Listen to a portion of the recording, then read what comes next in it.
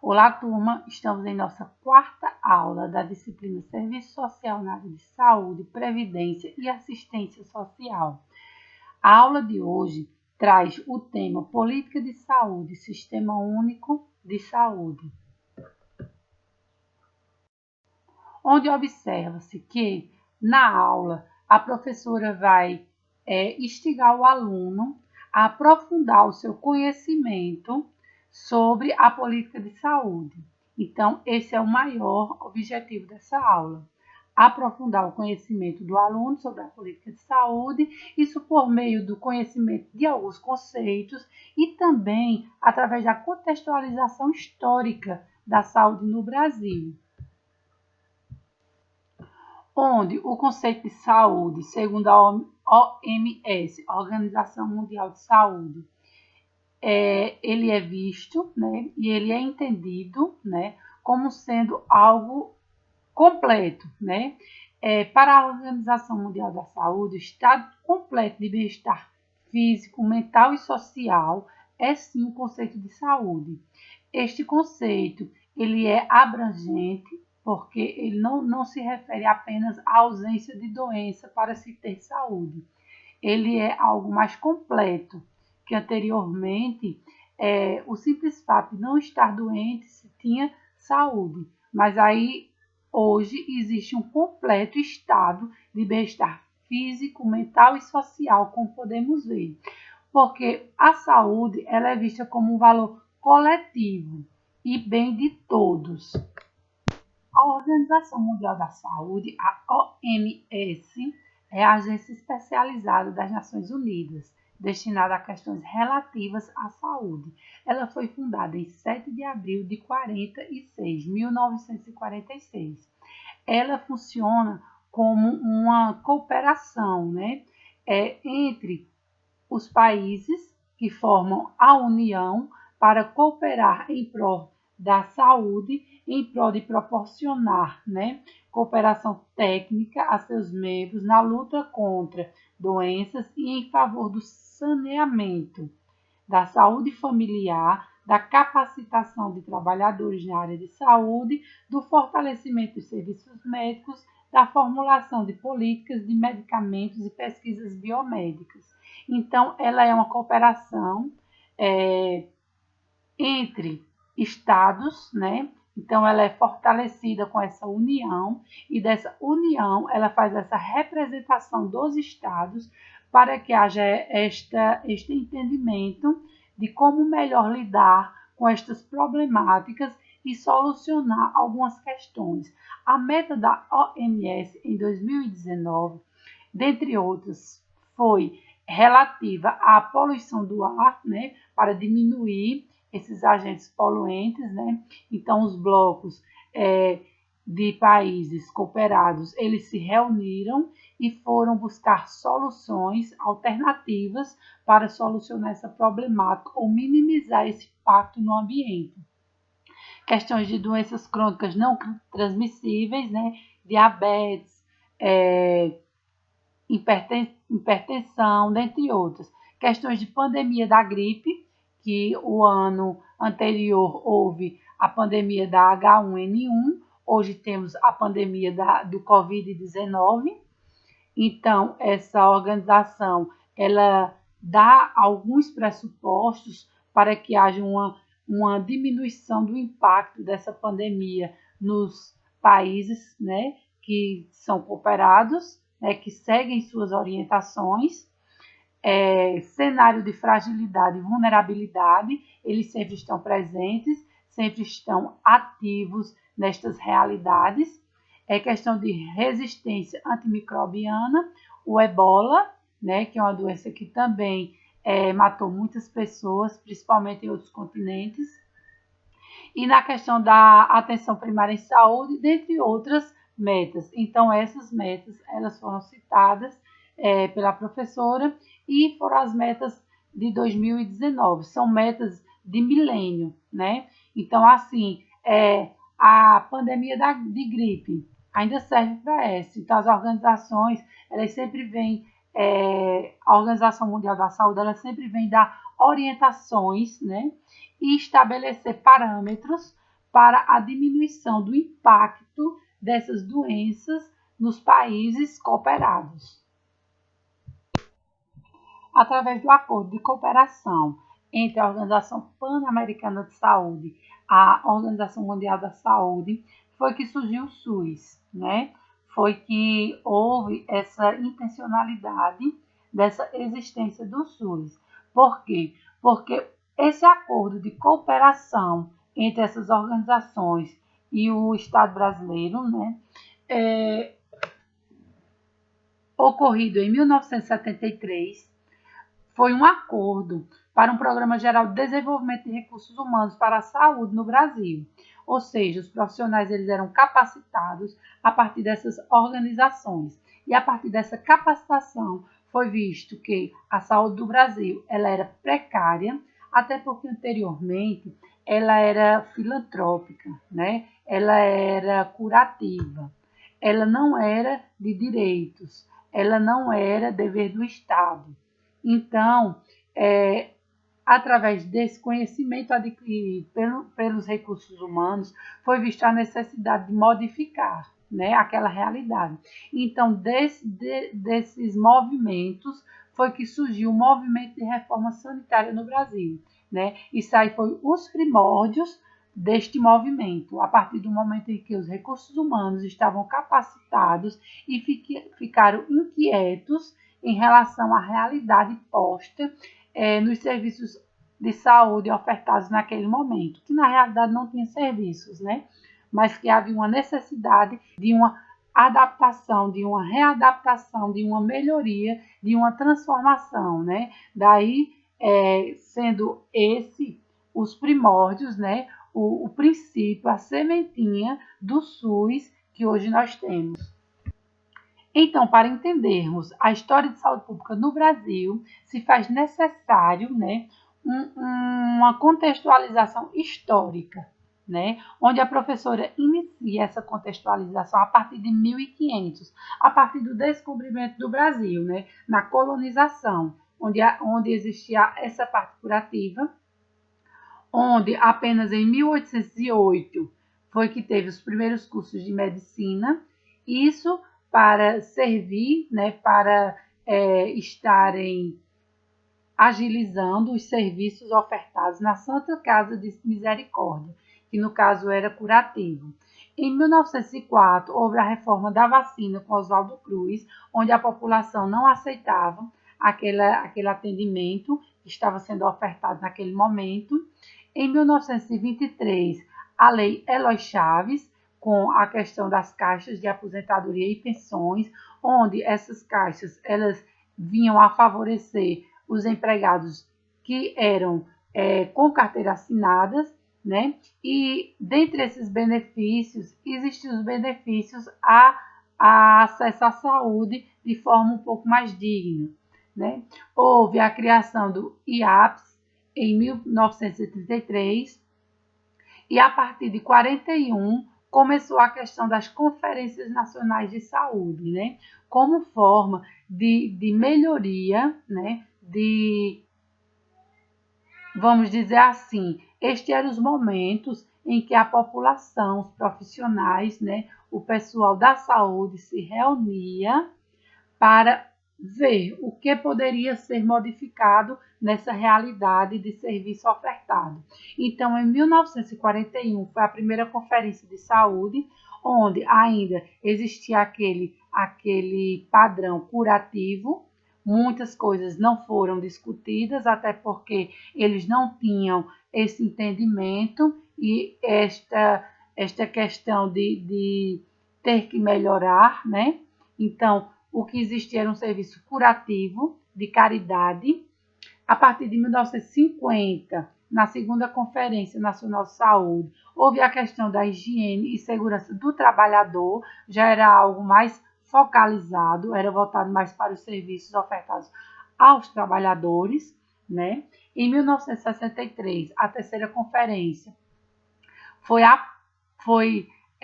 após a criação do Ministério da Saúde, onde já existia uns requisitos, né, de uma necessidade de algo ser melhorado. Então, essa conferência, ela já logo após a criação do Ministério da Saúde, já existia-se um ministério, né? Em 1967, foi a quarta conferência, onde o foco dessa conferência foi a questão dos recursos humanos. Em 1975, na quinta Conferência Nacional de Saúde, estabeleceu-se a Política Nacional de Saúde e a criação de um Sistema Nacional de Saúde, que anteriormente não existia. Em 1977, na sexta Conferência Nacional de Saúde, falou-se sobre controle de endemias e interiorização da saúde. Em 1980, a sétima Conferência Nacional de Saúde houve como ponto focal desse encontro a extensão da saúde. Em 1986, a oitava Conferência Nacional da Saúde, ela foi um marco para a saúde, porque ela foi fruto de negociação e de participação. Participação da população, participação dos trabalhadores, participação de todas as classes envolvidas para a melhoria da saúde. Então, nesta conferência, houve-se um grande avanço no sentido de que a população ela foi ouvida, ela teve voz e vez neste momento histórico. A oitava Conferência Nacional de Saúde, de 1986. Em 1980, a reforma sanitária, né, voltando um pouco, e daí é interessante, porque justamente a partir da reforma sanitária é que teve a oitava conferência, né? Porque aí, nessa oitava conferência, que já foi depois desse início da reforma de 80, é que os movimentos sociais eles estavam mais organizados, eles estavam mais com intenções, né, de modificações daquela realidade.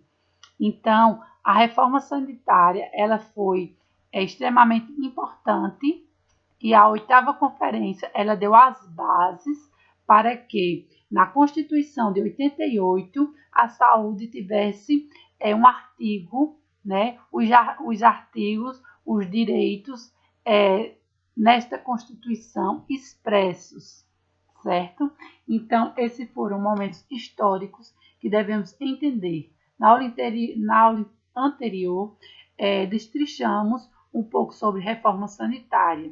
Então, nesta aula, iremos apenas pincelar, pois é uma aula resumo, então é necessário a leitura para a fixação melhor dos conteúdos.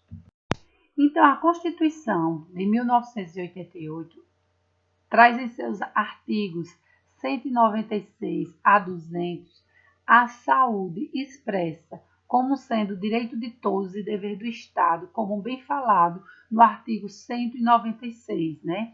Que é garantido mediante políticas sociais e econômicas que visem a redução dos riscos de doença e de outros agravos, e ao acesso universal e igualitário às ações e serviços para a sua proteção, promoção, proteção e recuperação. Então, no artigo 197, afirma-se que são de relevância pública as ações e serviços de saúde, cabendo ao poder público dispor nos termos da lei sobre sua regulamentação, fiscalização e controle, devendo sua execução ser feita diretamente ou através de terceiros, e também por pessoa física ou jurídica de direito privado. A lei, a Constituição, ela insere a saúde no tripé da Seguridade Social. Porém, a saúde ainda necessitará de uma regulamentação que se dará através das leis 8080 e 8142 de 1990.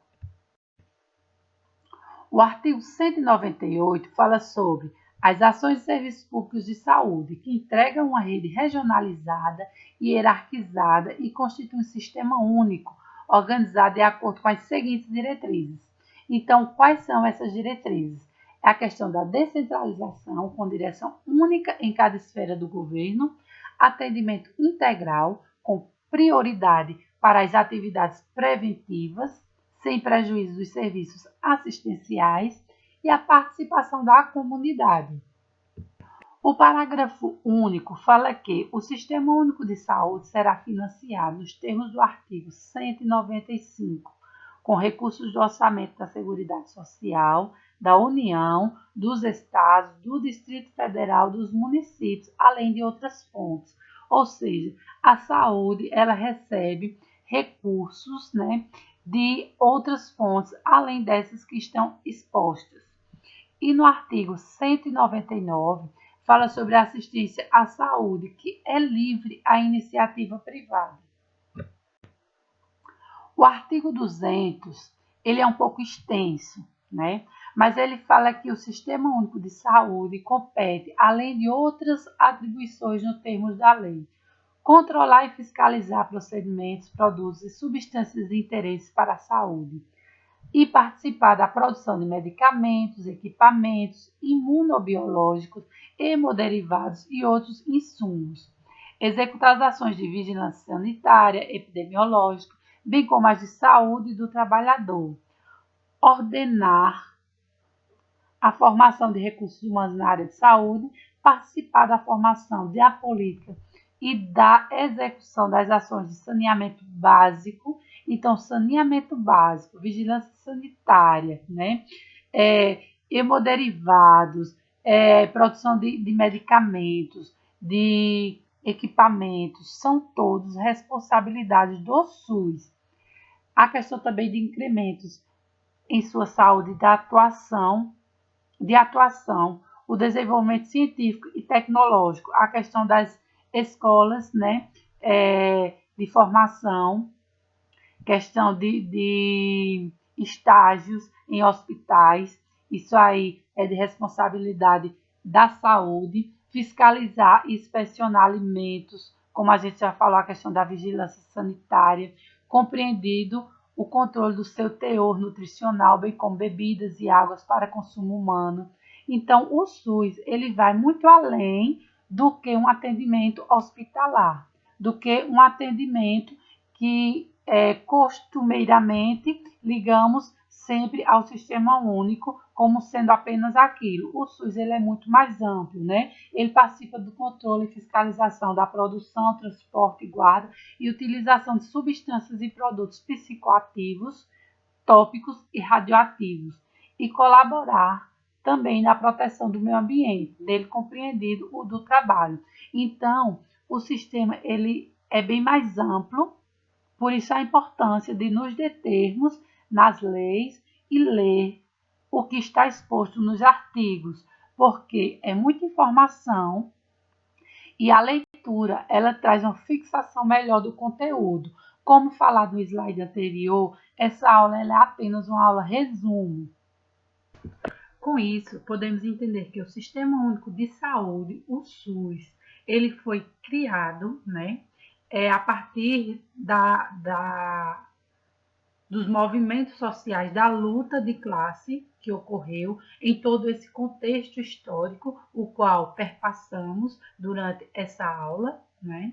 E ele foi efetivado no artigo 198 da Constituição Federal, como lido anteriormente, né? Onde esse artigo ele vai mostrar que as ações de serviços públicos de saúde integram uma rede regionalizada e hierarquizada e constituem um sistema único, organizado de acordo com as seguintes diretrizes, né?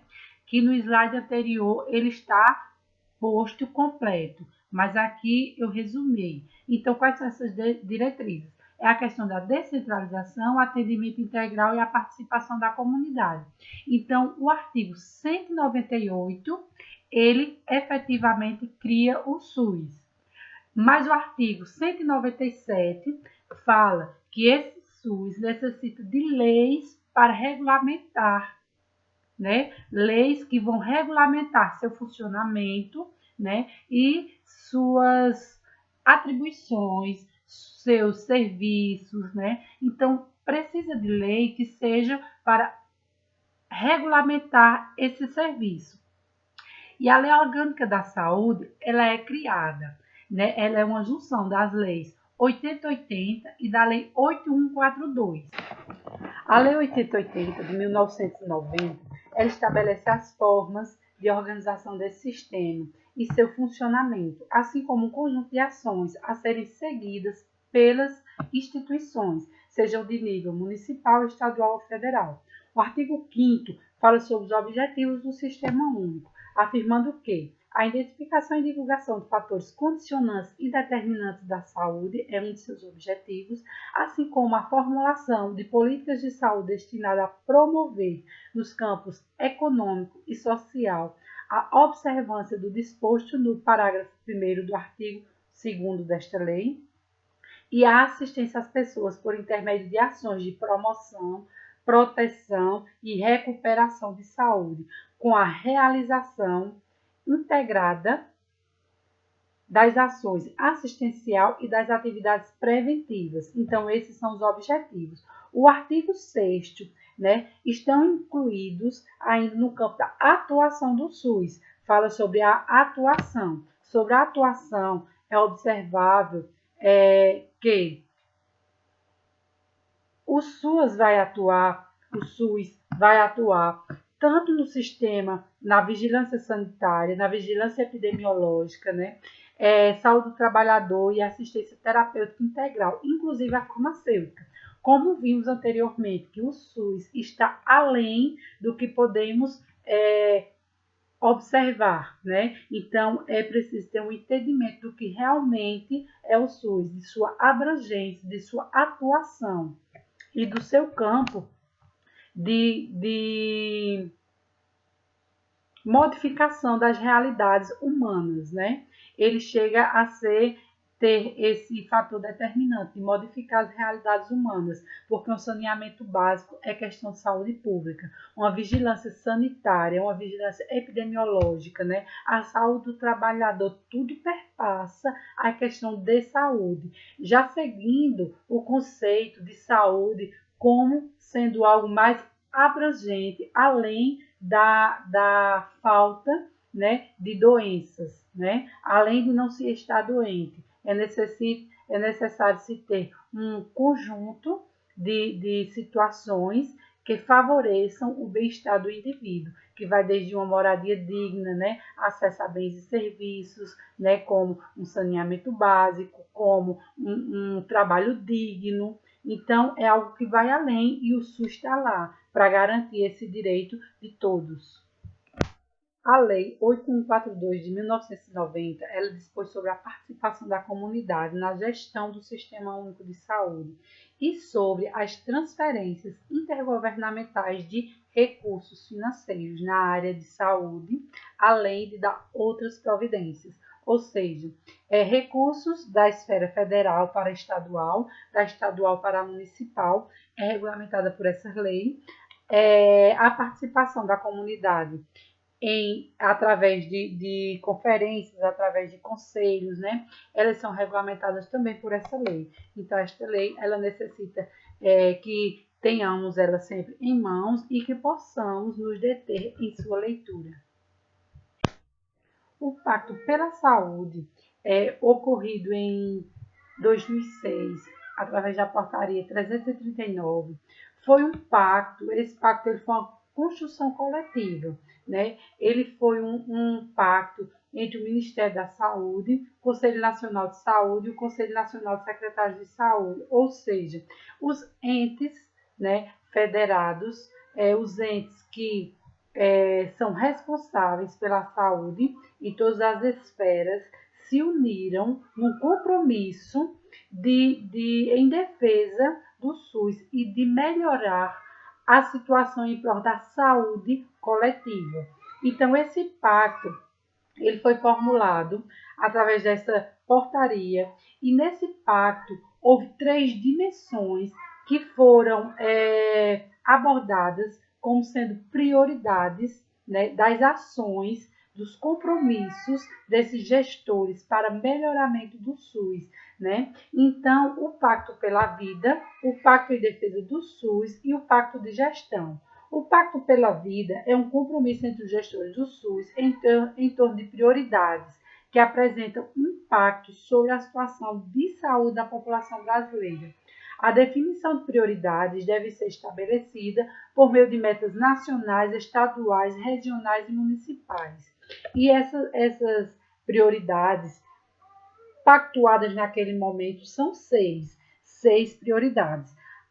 A saúde do idoso, o controle do câncer do colo do útero e de mama, a redução da mortalidade infantil e materna, fortalecimento da capacidade de resposta às doenças emergentes e endemias, com ênfase na dengue, hanseníase, tuberculose, malária e influenza.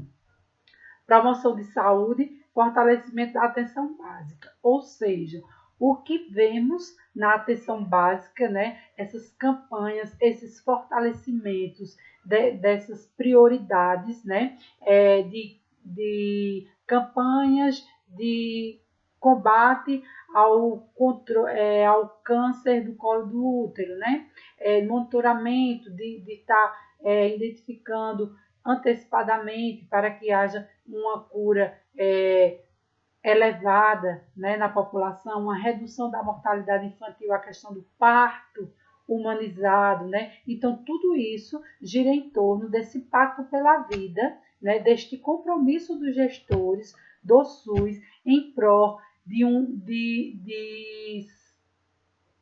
melhor atendimento à população, né? E de que realmente a vida ela é prioridade, né? Nessa situação de saúde, nessas ofertas de serviço, nesses atendimentos disponibilizados pelo SUS para a população. Então, é compromisso dos gestores que os serviços eles sejam ofertados e essas prioridades, atenção à saúde do idoso, né? A promoção da saúde, o fortalecimento da atenção básica na saúde, né? Com a questão da prevenção, né? Então, assim, tudo isso foram pactuados através dessa portaria, né? Então, o Pacto pela Vida é uma das 3 dimensões deste Pacto pela Saúde. O Pacto em Defesa do SUS, ele gira em torno, né, do trabalho dos gestores das 3 esferas de governo e dos autores envolvidos dentro deste pacto, que deve considerar as seguintes diretrizes: expressar os compromissos entre os gestores do SUS com a consolidação da reforma sanitária brasileira, explicitada na defesa dos princípios do Sistema Único de Saúde estabelecida na Constituição Federal. Ou seja, essa defesa, esse compromisso de estar consolidando todos os direitos até aqui conquistados, né, eles têm que ser constantemente assegurados e consolidados, né? Desenvolver articulações no âmbito de competências e em conjunto com os demais gestores, que vise qualificar e assegurar o Sistema Único de Saúde como política. Então, esta política, esse SUS é uma política garantida através de leis. Então, este é o compromisso, o Pacto em Defesa do SUS. Então, nenhum direito a menos, né? Ele é claro, a partir do momento em que há esse compromisso entre os gestores das 3 esferas, eles defendem todas as conquistas que até aqui o SUS conseguiu, né, através de muita luta.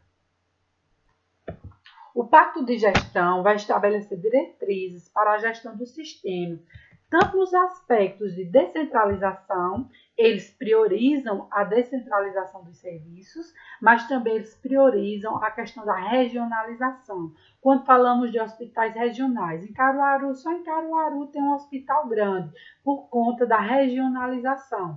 Em Santa Cruz, se tivesse, como o pessoal de Panelas,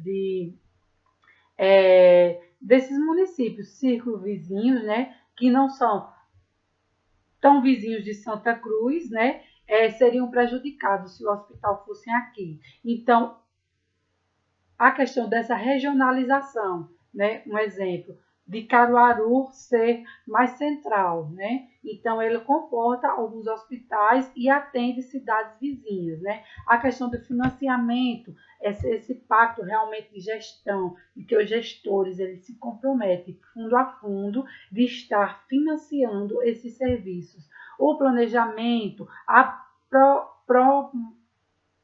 programação pactuada e integrada, né? A regulação, a participação e controle social, gestão do trabalho e educação na saúde, educação constante em saúde, né? Então, assim, tudo isso foram pactuados e os gestores, eles seguem esses protocolos, esse pacto, os quais eles se comprometeram, né? Mas eu estou numa secretaria e vejo que o pessoal da saúde, volta e meia, está se capacitando, né? Existe uma capacitação e para a gente não tem. Então, existe a questão dessa pactuação de educação permanente em saúde. Os profissionais, eles necessitam estarem bem afinados com as situações, né, que são constantes as mudanças em sociedade, para que a população ela tenha também em contrapartida, né, esse recebimento dessa educação e possa estar passando para frente. Então, esse é o pacto de gestão. O pacto pela saúde engloba também esse pacto de gestão. Sobre o manifesto em defesa do SUS, observamos pelas colocações da professora que esse manifesto ele foi um meio em que os profissionais de saúde encontraram, né, para defender realmente o SUS, né? Então, nesse manifesto está escrito: o SUS não é um mero meio de financiamento e de repasse de recursos federais para estados, municípios, hospitais, profissionais e serviços de saúde. Não é um programa de saúde pública, nem um plano de saúde para pobres. Também não é um sistema de serviços de saúde destinado apenas aos pobres e indigentes. Não se reduz a uma política de governo, federal, estadual ou municipal, muito menos a uma proposta política exclusiva deste ou daquele partido. Enfim, não é caridade de instituição beneficente, organização não governamental, prefeito, vereador, deputado, governador, senador ou presidente. Ou seja, o SUS não é um favor, o SUS foi e é um direito conquistado através de lutas, né? Através de mobilização da classe trabalhadora, dos profissionais de saúde, da população, né? Então, o SUS é um direito de todos e é um dever do Estado, certo? Então, esse manifesto, ele traz essa indignação em relação a esse olhar que ainda muitos expressam em relação ao SUS, ao que é o SUS, né? Não ver sua grandeza, não ver os benefícios que esse sistema traz para a população, pois, como falado anteriormente, nos slides anteriores, o SUS está onde a gente menos imagina, né? É um sistema complexo, né? Muito bem organizado e estruturado no papel. Porém, sua gestão ainda é falha, porque sua gestão é feita por seres humanos e seres humanos são falhos, né? Infelizmente, as pessoas têm esse declínio, né? De não valorizar aquilo que se tem, de não valorizar o suor e a conquista de um povo, de uma população, né? De um direito que é tão válido, que é sempre, né, bom lembrar que beneficia tantas pessoas, que beneficia a todos de forma direta ou indireta. Então, esse manifesto é uma insatisfação dos profissionais que estão diariamente na ponta desses serviços, né, ofertando esses serviços, né, e que são muitas vezes desvalorizados, né, que não têm um salário digno, né, que trabalha sobrecarregado por falta de novas contratações, como a professora falou, por falta de concursos, né, por falta de uma estabilidade, e às vezes, muitas vezes são contratos frágeis, né, contratos que não priorizam os direitos dos trabalhadores. Então, esse manifesto, ele faz esse desabafo em relação a todo esse olhar, né, de desvalorização que ainda existe em relação ao nosso SUS. Como sempre falo para vocês, esse assunto sobre seguridade, né, na área de saúde, previdência e assistência, todas as políticas, né, que envolvem a seguridade, elas são complexas. Elas foram de lutas e elas têm todo um arsenal legislativo que necessitamos entender e tem um processo histórico que necessitamos estar sempre acompanhando, né, sempre observando a evolução, porém é preciso entender o princípio. Então, são temas complexos que necessitam de leitura.